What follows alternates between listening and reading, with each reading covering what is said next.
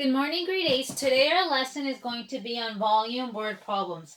This is going to be your last lesson in Math 8. So question number 1. Marcus is making a display of packages of triangular prism chocolates. He will stack 64 packages to form a shape that is a triangular prism. What is the volume of the display? So the wording gets a little confusing. So if we look at this, they're saying you have one package of chocolate which is drawn, and that's in the shape of a triangle prism. So what he's going to do is he's going to take 64 of these packages and he's going to make a big triangular prism to display all the chocolate bars. So what I want to know is what is the volume of the display? The best way to do this question is step 1 is to find the volume of the package. So what is the volume of one chocolate bar? So if I look at it, I know it's a triangular prism, so I have to remember what my formula was. So my volume of a triangular prism is base times height divided by 2, and then the whole thing multiplied by the height of the package. So now let's plug in our numbers. Volume is equal to base, which is 5.6, times it by 5, divided by 2, and the answer to this will be multiplied by the height of the package, which is 20 centimeters. So now I start solving. I'm going to multiply 5.6 times 5 first, which gives me 28. So it becomes 28 divided by 2 times it with 20. Then I'm going to go 28 divided by 2, which gives me 14.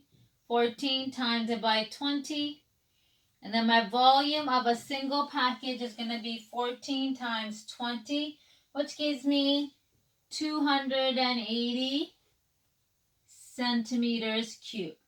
That is the volume of one package. How many packages is he going to use to make this new bigger triangle prism? He's going to use 64 packages. So then the easiest thing to do is I take my answer and then I times it by 64. Because that's a volume of one package. So what would be the volume of all 64 packages? So my volume is going to equal 280 times it by 64. And that gives me 17,920 centimeters cubed. There's different ways to come up with the answer to this question, but this method is the quickest. If you find the volume of one and then multiply with how many packages of chocolate bars you have, which was 64, to get 17,920. Example 2. A cylinder with a radius of 0.6 meters and a height of 15 meters needs to be replaced with a cylinder of equal volume. So this old cylinder is not doing well. We have to get rid of it. So we have to have a new cylinder, and the new cylinder and the old cylinder have the same volume. However, the new cylinder has a radius of 0.5 meters. How high is the new cylinder? So lots of wording. Let's start with the old one. So I have an old cylinder.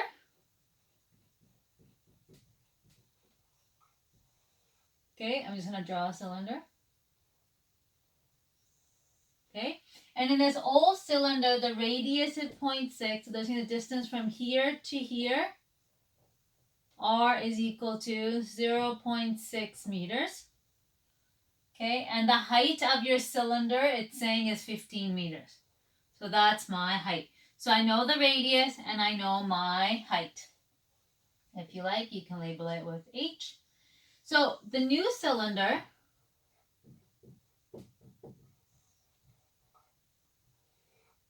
okay, so I can draw my cylinder. Sometimes a picture really helps. It says the new cylinder has a radius of 0.5 meters. They're saying the distance from here to here is 0.5 meters. Okay, and they're asking you, what's my height equal to? Okay, so that's the information given to us with our diagram. This diagram doesn't look that nice, so I'm just going to redraw it for you guys.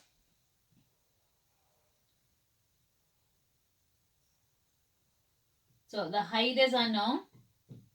And the radius from here to here in this case is r is equal to 0.5 meters.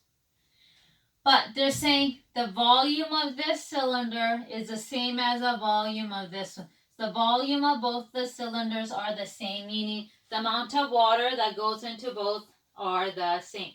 So knowing this information, how can we go about solving this particular question? So how can we figure out how to solve this question?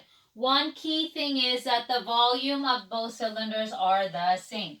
So I have to remember my formula. I know volume of a cylinder is equal to pi r squared times it by h.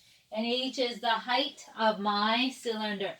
If I look at my old cylinder, I know my radius, and I know my height, and I know my pi. So I can figure out the volume. So volume, old, is equal to 3.14 times it by my radius, which is 0.6 squared, times it by my height, which is 15.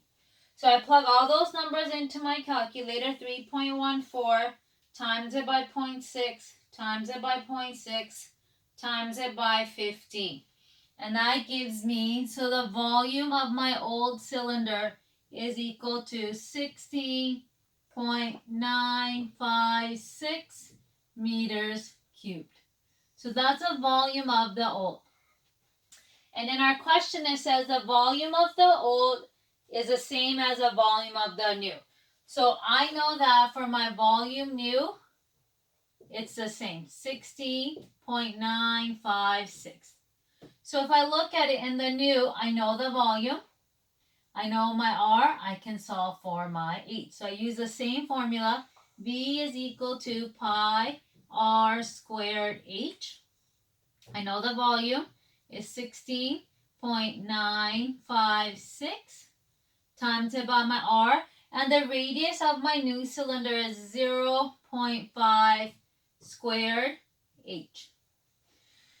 So if I look at it, Mrs. Begg wrote this incorrectly because I forgot my equal sign. So 16.956 is my volume, which is equal to my pi, which is 3.14, which is equal to my radius, which is 0.5 squared, which is equal to my h. So these are all being multiplied. So I substitute everything in that had numbers. Now I can multiply this together. So it's 16.956 is equal to 3.14 times 0.5 times 0.5, which gives me 0.785. 0.785 times h. So how do I get h by itself? Now we have to go back to our solving chapter. These two numbers are being multiplied, so opposite of multiplication is division. So divide this by 0.785. I divide this side by 0.785, which means my h is equal to 16.956 divided by 0.785, which gives me 21.6. 21.6 meters is going to be the height of my new cylinder. So those are two examples of word problems. For your homework, I've given 4 questions to try. They're very similar to these two. 2 of them are very similar, 2 are a little different. I would like you to try them. If you have any questions and concerns, please email me or send me a message on Teams and I can help you. This lesson will be due Thursday morning at 10 a.m. And then on Thursday, you'll get an assignment for surface area and volume. And it will be due Friday at 10 a.m. I will stop collecting work on Friday at 5 p.m. So I will not take in any assignments, nothing later than Friday 5 p.m. because that gives me 2 days to mark all my assignments, do everything, and get my marks in. So please, for this assignment, please get it to me on time. Thank you. Bye.